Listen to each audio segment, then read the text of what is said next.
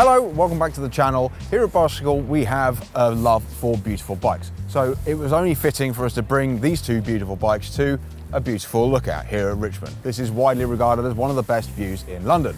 This is a video that we wanted to discuss why we love Festka. Festkas are the masters of custom carbon construction. Hailing from Prague in the Czech Republic, these ateliers are best renowned for their custom tube-to-tube carbon fibre frames. And they're a perfect fit for us here at Bicycle. The main thing with this brand is that it brings to the UK some of the finest construction methods. And you know, a lot of off-the-peg bikes are made in the same factory, they're all made by Giant or whatever it is. Here is a little brand, they only make 500 frames a year. They're making, as I say, some of the best finished product on the market. But the main thing is, for us, is that they are full custom tube-to-tube carbon fibre frames. And you know, with a one, you're talking, I mean, this bike that you see in front of us is less than £8,000. Okay, yes, some of you in the comments are going to be going 105 for £8,000. Yeah, but most of that money has gone into the frame, as well as the rolling stock. And actually, this is where the money really ought to be going. This particular bike is sporting a Shimano 105 electronic transmission, as well as our in-house hand-built wheels, which have been made by our ex-pro race team mechanics.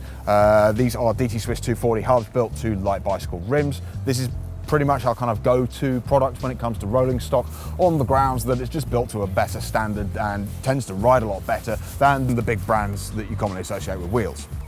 So this particular bike, you've got tubes that are hand selected for the rider. They are then cut and mited and bonded together with an epoxy resin. There's then a wrap of carbon wrapped around the top, and that again is adjusted depending on the rider's weight and riding style. Although this bike is fully internally routed, thanks to Data's Superbox front end, whoever designed this particular build, I mean this is a stock bike, decided to spec it with an externally routed handlebar. If you bought one of these from us, there would be no brake hoses on display, so I just want to add that in there. The bike is fully internally routed, or fully internal routing compatible. It's fully internally routed. Festka holds no stock. They're all made to order. There is a 6 to 12 week lead time, and the net result is a bike that not only looks better than off the peg, but also rides a hell of a lot better too. So if you have a look on Festka's website, they do have different models. They have the one, which is now starting to be phased out, although there is talk of Festka keeping it just for us, because we sell a huge amount of these. That is followed closely by the Rover. The two bikes are very, very similar. They're tube-to-tube, custom carbon frames, and the construction method is basically the same. The Rover is a gravel bike, which has obviously wider tyre clearances. The one is a road-only bike with tyre clearances up to 32 millimeters. On the website, it will say that something along the lines of, you know, the Spectre is more race orientated, or this is more endurance orientated. I'm not sure I believe in having different frames designed around different purposes. When it comes to custom bikes, the vast majority of its intended use is going to be driven by the geometry, and the geometry is going to be set specifically for the rider. So although a Spectre may be marketed as a racing bike, that doesn't mean to say you have to go and race the thing. We can have it built and set up exactly for you, just the way you like it. Speaking of Spectre, this is the new Spectre Gravel. This is a 1048 gram frame. It's utilising 27.2 millimeter seat post over and above the 31.6 that you get on the One and the Rover. It has lower seat stays for just slightly better rear end stiffness, so the rigidity of the bike is going to accelerate a little bit better. This is why the whole thing is kind of geared more as a more performance orientated product. It's also built around MV's in-route fork. The whole chassis is intended to be a little bit more direct from a handling characteristics perspective.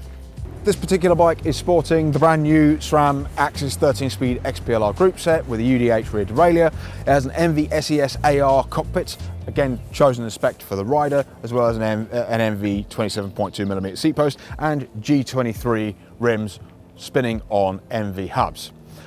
This is fit first purchase for a very good customer of mine. Came to see me last year and then came and spoke to Claire about a bike, and this is what they ended up on. And I'm sure you'll agree with me, it looks bloody glorious.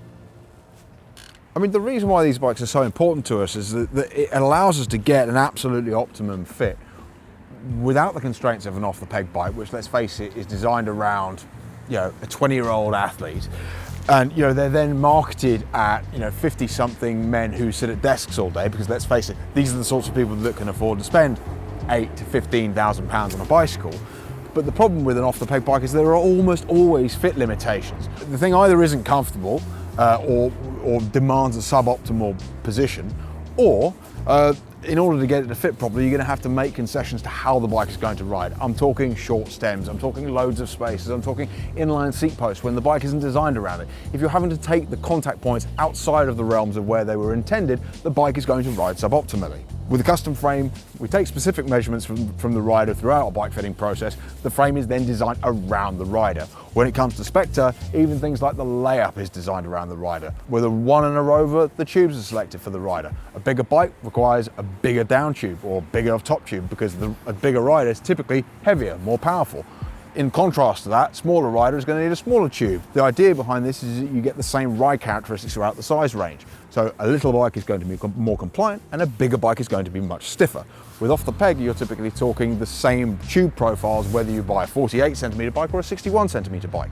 Problem being, the little bike is too stiff, the big bike is too flexible. The other thing we find is geometrically bicycles simply just aren't fit for purpose, especially when you're outside of the realms of perceived normality.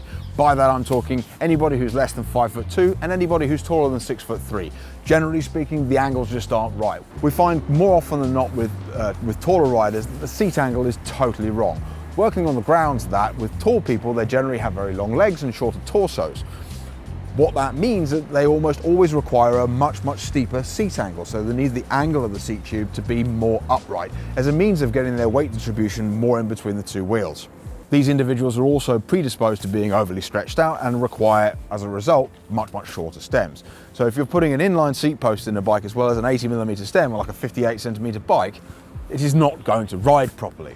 Cue, this is where custom comes in perfectly, because the bicycle is designed around a certain stem length, a certain top tube. As we've discussed in previous videos, head tube angles and stem lengths are intrinsically linked to one another. So there you have it, bikes that are designed around you for half the price of an S-Works. I know where I'd spend my money. Thank you for watching. I hope you've enjoyed some of this bike porn content. If you like it, please make sure to tell us in the comments, and we'll make sure that we shoot some more of it. Please don't forget to like, comment, subscribe if you haven't, and we'll see you for the next one. Thank you.